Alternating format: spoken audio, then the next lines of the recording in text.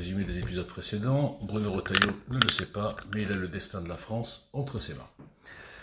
Et donc j'en étais à constater plutôt que depuis sa victoire écrasante lors des primaires, on peut dire, enfin dans la désignation du président des Républicains, plus les sondages qui l'ont gonflé, etc., depuis quelques mois, sur la base de déclarations, je vous rappelle, qu'il, même s'il était au pouvoir, ne pourrait pas être suivi d'action. Je vous rappelle que les institutions bloquent tout, et il le sait, c'est ça qui est grave.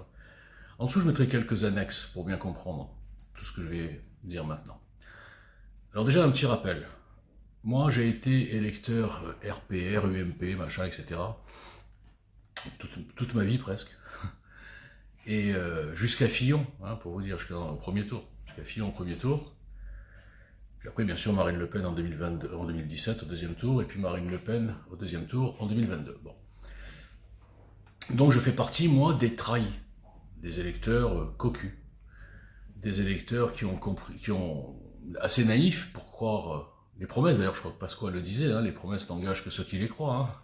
C'est extraordinaire.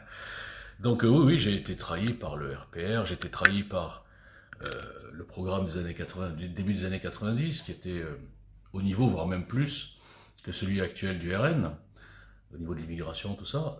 J'ai été trahi, bien sûr, par Karcher-Kouchner, par Nicolas Sarkozy, qui finalement n'était qu'un outil placé des mondialistes, qui nous a non seulement enfermés dans cette idéologie européo-mondialiste, qui bien sûr a été le grand opérateur de la trahison de la parole du peuple français, mais c'est pas le seul. Puisqu'il faut quand même avouer une chose, c'est qu'il avait prévenu dans son programme. Mais le problème, c'est qu'après, le Congrès, c'est-à-dire nos représentants, les députés, les sénateurs, ont validé la négation du résultat du référendum. Partant de là, depuis le 4 février 2008 exactement, date de cette signature, de cette ratification, eh bien, le peuple a déjà été trahi bien avant, mais bon, déjà là, c'était encore un clou dans le cercueil de la démocratie, et notamment de la Ve République, qui est complètement kidnappée, évidemment, par toutes les castes, je dirais au sens large, et narcomaçonniques, et tous les acteurs qui en profitent, c'est-à-dire les partis politiques en place, qui ne peuvent pas être délogés. J'en ai fait l'expérience depuis 7 ans. Le système se protège de tout intrus, le système se protège de toute initiative politique venant d'en bas, hors des castes, des loges, de tout ce que j'ai vu pendant 7 ans. Après, bien sûr, si par hasard on arrive à passer tout ça, eh bien après on a les 500 signatures, encore une barrière, surtout que maintenant elles sont désanonymisées. Je crois qu'ils vont même les faire passer à 1000 pour être vraiment sûr que la parole politique sera réservée à toute cette petite caste qui en profite. Donc voilà, donc je fais partie des trahis du RPR. Alors maintenant, pour revenir à Bruno Retailleau, ce qui se passe, c'est qu'il y a encore une fois un mensonge, une hypocrisie et une trahison. Parce que Bruno Retailleau sait très bien que sa notoriété est montée grâce à ses déclarations qui enfin disaient la vérité sur des mensonges qu'on nous fait avaler depuis des années, notamment sur l'immigration. L'immigration n'est pas combattue, elle est même organisée. Ensuite, on nous dit non, il n'y a aucun rapport entre l'insécurité, l'ensauvagement et l'immigration. Ah, non, aucun rapport. Regardez, je le dis, ils sont français, bien sûr.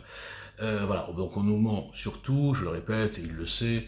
On nous ment sur le nombre de musulmans, sur le nombre d'immigrés, sur le nombre de binationaux, sur le nombre de clandestins. Bon, ceci dit, le nombre de clandestins, on ne peut pas trop savoir. On nous ment absolument sur tout, on nous interdit les statistiques ethniques en nous disant qu'on a peur d'un Veldiv, c'est ça, c'est extraordinaire. Le juif était très très pratique, le juif. J'en parle souvent, c'est le bouclier, le leurre, la Libye, c'est extraordinaire. On peut le mettre en avant, lui faire prendre des coups, dire ah oui, c'est pas nous, c'est les juifs, mais en même temps, oui, bon, on le protège, mais en même temps, on l'enfonce. Bon. Et puis on met toujours un juif, toujours devant pour que les gens disent ah, c'est les juifs, l'avortement, la peine de mort, tout, c'est l'islam, balai d'Israël, bien sûr, France sioniste, allons-y, judéo-maçonnerie. Bref, ça c'est des sujets que j'ai déjà dépiotés, démasqués, démontés, et je suis le seul en France à le faire. Oui, je sais, ça vous étonne. Donc, on arrive, donc il sait tout ça, donc il est monté grâce à des vérités que les Français attendaient. On avait marre d'entendre ces conneries idéologiques, souvent de frères de loge, bien sûr, comme le ministre de la Justice, qui est passé très rapidement, Migaud s'appelait, j'ai oublié, oui, Migaud. Bien sûr, le franc-maçon, socialo-progressiste, pure souche, qui nous a dit, non, c'est pas si simple, c'est pas l'immigration. Bon, il n'est pas resté longtemps, mais enfin... Donc, je parle pas de Dupond-Moretti, je parle même pas de Taubira, Taubira indépendantiste par définition anti-France, qui arrive en disant ne pas faire porter aux Arabes les méfaits de leurs ancêtres. En gros, réserver la vengeance coloniale, esclavage et tout ce que vous voulez sur les Blancs, juste les Blancs. Les autres, non, non, non, tout va bien pour les autres. Bon, je déborde un peu, mais tout ça pour vous dire il est monté grâce à ces déclarations, et qu'est-ce qu'il fait? Et là, je suis tombé de très haut parce que j'avais beaucoup d'espoir. Moi, j'avais fait une vidéo, j'étais très naïf, malgré toutes les trahisons. Parfois, j'avoue que je suis naïf. Eh bien qu'est-ce qu'il fait? Il dit qu'il est prêt à travailler avec Édouard Philippe. Je crois qu'il avait mis Valérie Pécresse dans son bureau retréci. Pourquoi pas Xavier Bertrand? Donc, on est dans un truc de fou où on nous prend pour des abrutis, mais grave. Alors, je vais aller plus loin. Je vous ai mis en lien un article du Monde, où le titre c'est « Les Républicains se battront jusqu'à la mort », presque ça. Pourquoi? On va dire pour la France, pour le patriotisme, pour la nation, pour le peuple. Non, non, pour empêcher la proportionnelle. Je sais pas si on se rend bien compte. Ils veulent qu'on les applaudisse, en fait. Ils veulent qu'on dise « Ah, bravo, vous empêchez la proportionnelle. Ah oui, parce que oui, vous êtes raisonnable. » Oui, parce qu'il dit « Nous sommes un parti de gouvernement, vous comprenez, nous on veut la stabilité. » Vous vous rendez compte ce qu'ils vous font avaler? Moi, je vais vous dire, je le dis souvent pour rigoler, si j'avais été un politicien et que j'avais participé à tous les gouvernements depuis 40 ans qui ont détruit la France, par lâcheté, cupidité, clientélisme, enfin bref, aveuglement idéologique, naïveté et corruption. Oui, corruption. Eh bien, je dirais non, non, moi je ne suis pas au courant. J'ai jamais gouverné ce pays. Justement, j'ai des idées neuves, mais non, non, moi je suis pas au courant. Mais eux, ce qui est grave, c'est qu'ils ont encore le culot, l'outrecuidance. C'est-à-dire qu'ils nous prennent vraiment pour des cons. Oui, nous sommes des partis de gouvernement. Et les gars, regardez votre bilan. L'UMPS, là. Maintenant, c'est devenu Renaissance LR, je sais pas quoi, socialiste, et bientôt, ils auront toute l'extrême gauche qui va voter pour eux au deuxième tour, le front stalinien, qui va faire que rien ne changera, et qu'on continuera, la France continuera à s'approcher du ravin, et finalement à disparaître. Donc, quand Retailleau dit qu'il est prêt à travailler avec Édouard Philippe, qu'il met Valérie Pécresse, et qu'il est prêt, finalement, à se présenter et à bénéficier, au deuxième tour, admettons, des voix de tous les anti-France. Je vous rappelle que les anti-France, j'en ai fait un face-cam hier, je parlais de Macron, le président des anti-France, l'électorat de Macron, c'est 90% d'anti-France et 10% d'aveugles. À peu près, bon. Eh bien, ce monsieur, Retailleau, qui a remis les valeurs du christianisme, de la nation, de l'immigration, enfin bref, le contraire, les valeurs de la... Enfin, moi, j'ai compris. La sécurité et tout, mais qu'est-ce qu'il fait? Il est prêt à se compromettre. Pourquoi? C'est un bon chrétien, le mec. C'est pas un type qui a pas de valeur. Quand ils sont dans la glace, vous croyez que quand il dit tout ça et qu'il envisage cette candidature, oui, pour le deuxième tour, j'aurai cela et tout, il fait ses calculs déjà, ses petits calculs. Vous croyez qu'il pense à la France? Est-ce que vous croyez qu'il pense à ses enfants? Ce que vont subir nos enfants? En ce qui me concerne, notre grand-père, lui aussi, je pense.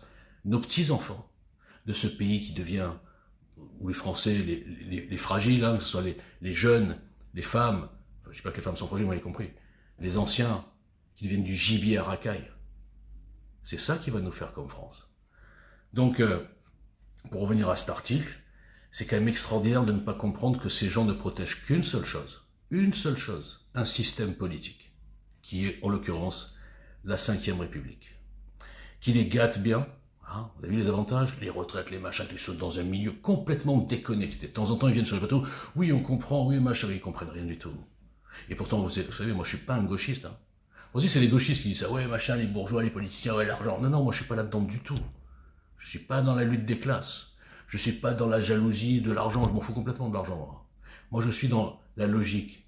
On voit un système qui nous a amenés depuis Mitterrand, depuis 80, qui a détruit la France, qui a détruit la psychologie des Français, le mental des Français, l'amour du pays des Français, a tout détruit par une idéologie satanique et un nombre de collabos, mais en progression exponentielle, on le voit depuis le 7 octobre, notamment, une invasion de gens qui nous détestent et que nous nourrissons, nous finançons notre propre invasion, notre propre destruction, et tout ça parce que si on dit quelque chose, vous êtes raciste.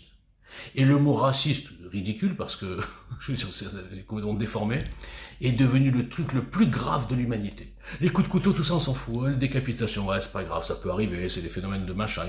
Mais vous êtes raciste. Oh, raciste? Comme Salomon était juif, nous sommes racistes. Mais je vous dis, il y a de quoi rire. Et quand je vois tous ces collabos, tous ces médias vendus aux socialo-progressifs, toutes ces écoles de magistrats qui sont à gauche, ces écoles de journalistes qui sont à gauche, ces politiciens, enfin en tout cas pas les politiciens, mais les instances de la justice qui sont à gauche, tous militent, inconsciemment ou pas, pour la destruction de la France. Je viens de vous faire la démonstration que Bruno Retailleau, je suis désolé, mais sauf s'il écoute Walter Boujnah, sauf s'il regarde le plan du NFD, sauf qu'il retrouve un petit peu de conscience chrétienne au fond de lui, enfoui sous son ego et son ambition personnelle, eh bien, sauf, Bruno Retailleau est un collabo. Donc maintenant, comment il pourrait s'en sortir? Parce que là, je répète encore, l'article du Monde est flagrant, ces gens-là protègent le système, parti de gouvernement, machin, stabilité. Ok, on va parler de la stabilité. N'oubliez pas que ces gens, en majorité, sont des énarques, des fabrications, des outils protecteurs de ce système, de la Ve République. Vous avez un exemple typique, dont je parle souvent, je suis un petit peu comme Einstein, je ne démontre que par l'exemple. Donc vous avez Jean Messia qui jusqu'à aujourd'hui vous dira... Maintenant sur les histoires de 5e et de 6e République, excusez-moi, ça c'est une arlésienne qui dure depuis des dizaines d'années. Aujourd'hui la 5e République, il y a 50 ans, elle fonctionnait très bien.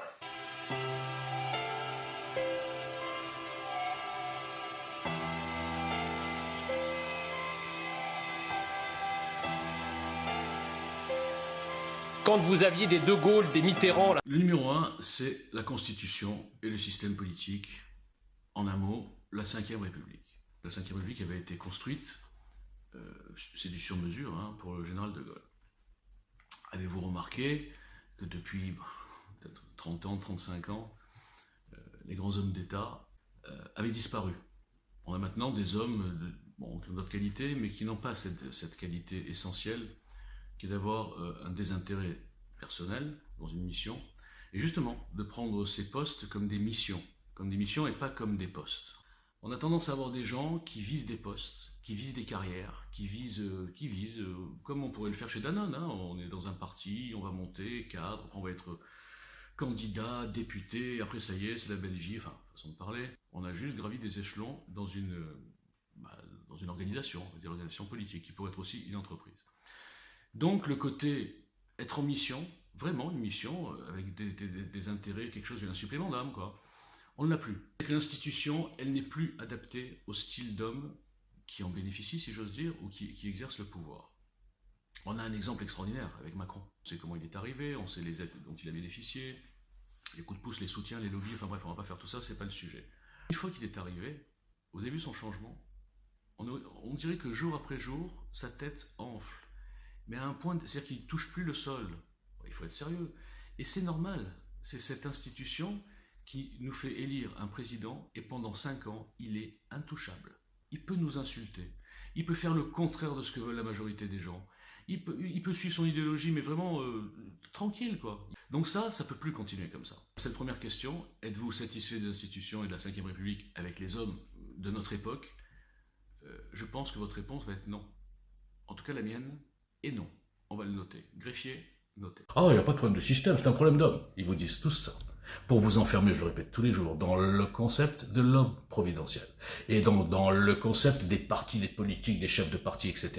Et tant que vous êtes là-dedans, vous comprenez rien, non seulement à ce que je fais, mais surtout à ce qu'il faudrait faire. Donc, partant de là, s'il regardait... je finis sur l'article du Monde qui est extraordinaire. Il parle de stabilité, ok. Est-ce qu'il y en a un qui a imaginé, puisque ce sont des grands intelligents, est-ce qu'au lieu de faire du commentaire de l'actualité, au lieu de faire des déclarations putaclic parfois, en sachant qu'ils ne mettront rien dans leur programme pour résoudre, comme quand ils contestent le pouvoir démesuré du président dans la Ve République, qui est le président français a le plus de pouvoir de toutes les soi-disant démocraties. Ça s'appelle la 5e. Quand c'était De Gaulle, allez, on peut admettre, c'est lui qui l'a écrit, il s'est fait un costume sur mesure, il avait, plein de défauts aussi, mais enfin, il avait quand même la dimension, le charisme, le patriotisme, le désintéressement, la non-cupidité, et puis il avait un passé quand même de militaire, voilà, ça met en confiance. On pouvait dire, bon, cette cinquième, pourquoi pas, machin, les domaines réservés, oui, c'est un homme seul qui peut décider d'envoyer des aides, presque de faire la guerre, tout va bien. Il peut décider de lécher, de pomper l'Algérie, hein, il peut décider de pomper le Qatar, il peut décider, bon, plein de choses, hein, il y a de la corruption derrière, il peut même décider, lui, tout seul, de ne surtout pas interdire les frères musulmans, parce que vous comprenez, je veux pas vexer l'émir Al-Thani. Bah oui, en plus il a le PSG, et puis il a la moitié des Champs-Élysées, et puis il a du CAC 40, et puis il nous prête un peu d'argent, il vient d'investir 10 milliards, le Qatar. Ok, Mohamed Al-Thani, on s'occupe de vos pauvres musulmans. Les pauvres, vous êtes riches, vous avez raison, vous investissez ailleurs. Pas dans le fait de nourrir la planète entière. Il peut tout décider, le président, avec les domaines réservés. Donc, ils sont prêts à contester tout ça, machin, mais comment, là, mais en fait, ils ne proposent rien.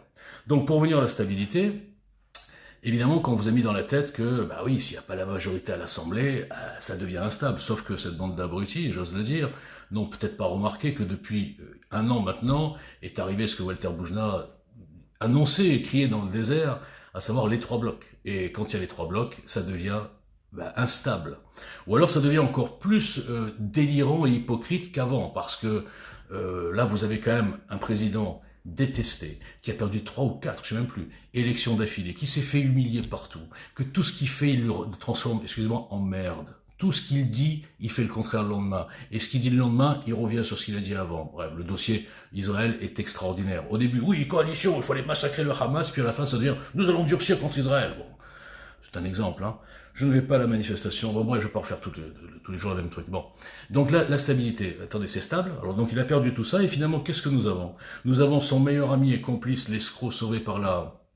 Comment on appelle ça? J'ai oublié. La prescription, qui s'appelle Richard Ferrand, qui est devenu président du Conseil constitutionnel, la plus haute autorité contre laquelle on ne peut même pas contester une décision, qui est capable de trahir la parole du peuple, de trahir la parole des députés, en émasculant, par exemple, la loi immigration. Eh bien, le président de cette institution honorable, faite de sages, est un escroc notoire, affirmé, officiel, démontré, mais sauvé par la prescription.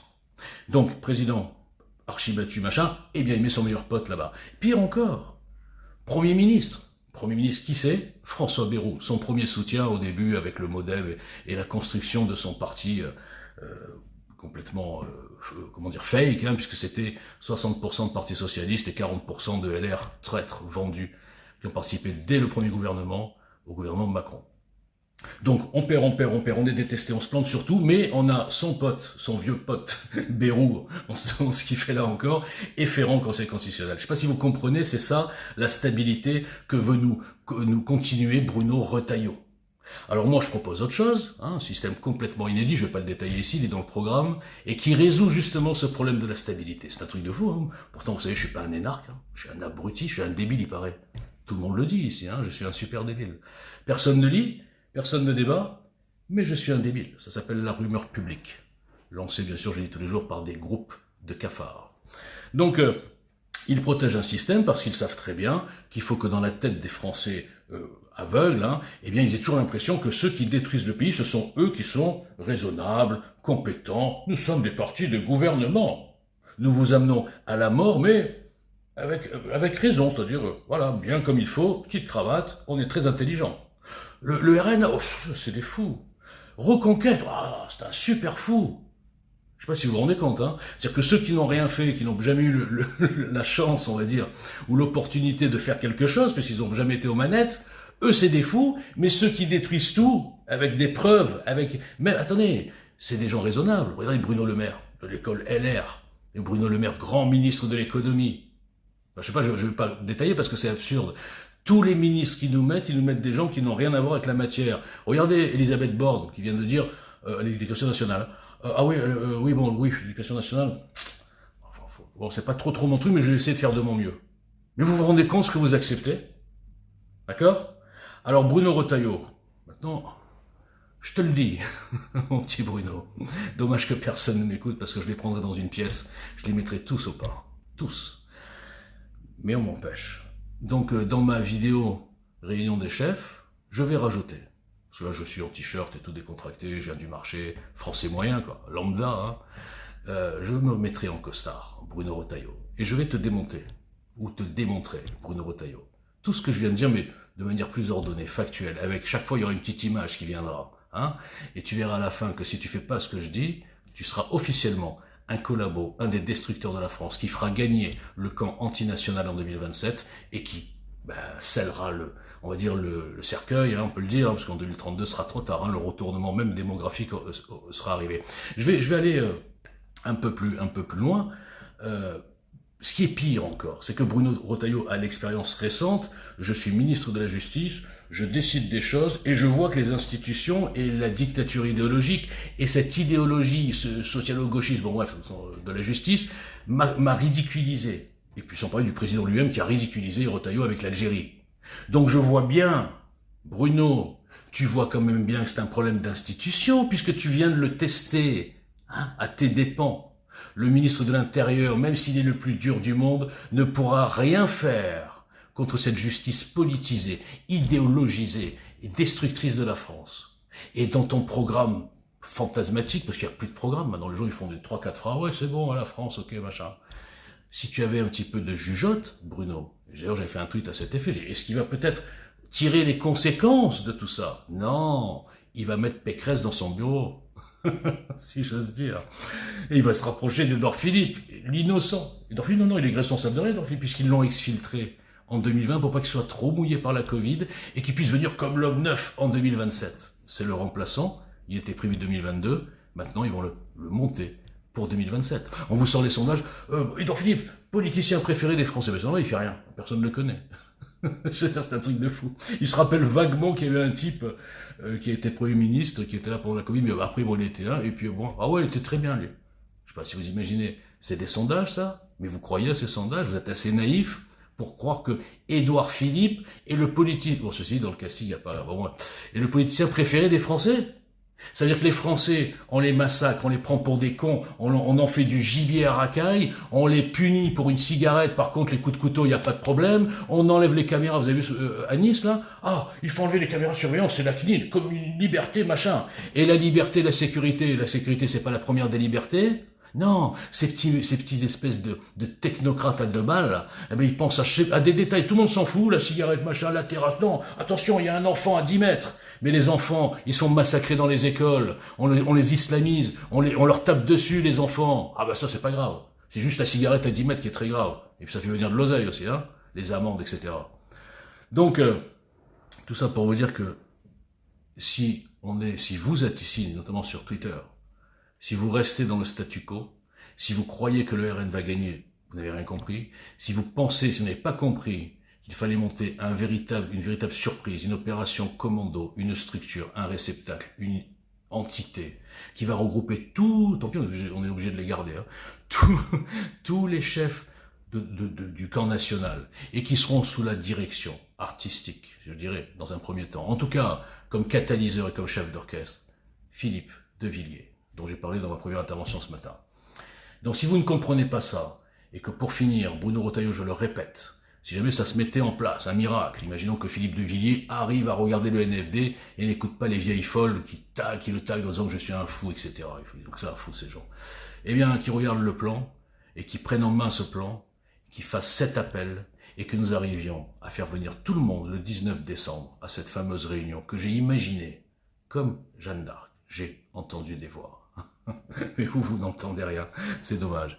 Je le dis, le statu quo nous mènera à une énième défaite et ça sera la dernière, la défaite finale. Et Bruno Retailleau, pour revenir à lui, s'il ne va pas chercher au fond de son cerveau et de sa conscience quelque chose pour le faire réagir et lui faire comprendre que s'il continue sur cette voie de machin, ce que j'ai dit tout à l'heure, eh bien, il sera dans les livres d'histoire comme un des collabos qui a participé finalement par ricochet à la destruction finale de la France. Et bien sûr, à une toute petite échelle, à un petit niveau caniveau, évidemment que tous les rats, tous les petits groupes de patriotes qui lancent des consignes de blocage, qui bloquent, pas moi, hein, le NFD, qui bloquent la seule initiative pour créer un miracle, bien sûr un miracle, cette union des droites, et qui le font juste pour m'emmerder moi, parce que je les obsède depuis des années. Eh bien franchement, vous êtes vous aussi des collabos, parce que vous protégez la défaite. Je vous le disais en 2018, certains s'en souviendront, enfin 2010, oui, pour 2018, pour 2022. Je vous dis, vous protégez la défaite, vous protégez le statu quo, vous empêchez toute initiative de naître et d'amener peut-être quelque chose, un petit joker qui nous fera gagner. Et Marine Le Pen, au lieu de faire 33, elle fera 42. Le tweet à l'appui, écrit en 2019. Vous avez protégé la défaite et vous êtes en train, à votre petit niveau de merde, de prendre en otage tous ces gens qui ne pensent qu'à leurs followers. Et disent, oh là, je vais pas me fâcher avec Dédé Labéki puisque lui va me booster mon compte. Mais franchement, vous voyez petit, montez un peu les étages, soyez haut, soyez grand, soyez fort, regardez d'en haut. Et si vous regardez d'en haut, vous comprenez une chose, vos petits conflits avec Walter Boujna, c'est de la merde à côté du destin de la France. Et peut-être que le destin de la France, il peut changer par une initiative qui vient de ce réseau social. Parce que malheureusement, les autres réseaux sociaux sont pas très politisés. Alors réveillez-vous là, les chefs de gang, les chefs d'abrutis. Ouais, je vous insulte, alors qu'est-ce qu'il y a? On va dire, ah, il insulte, j'insulte parce que j'ai raison. Ça fait 7 ans que cette bande de cons prennent en otage un réseau social qui pourrait amener quelque chose. C'est un truc de fou, personne ne réagit, vous êtes tous quoi? Vous avez tous peur de quoi? Vous êtes tous sous pseudo, vous prenez tous pour des agents secrets. Les mecs, ils adorent insulter en loose day, hein, mais dès qu'on dit attention, je vais dire ton nom. Ah, attends, allô, Pharos, attention, regardez le dossier. Mais c'est quoi ces mecs là? Viens en face cam là. Je vais pas dire de nom aujourd'hui. Venez en face cam, venez m'accuser ou me diffamer ou inventer des choses sur moi, je vous déchire. C'est possible? Vous n'avez rien, vous n'êtes même pas des patriotes, vous êtes des patriotes. Voilà, merci, au revoir.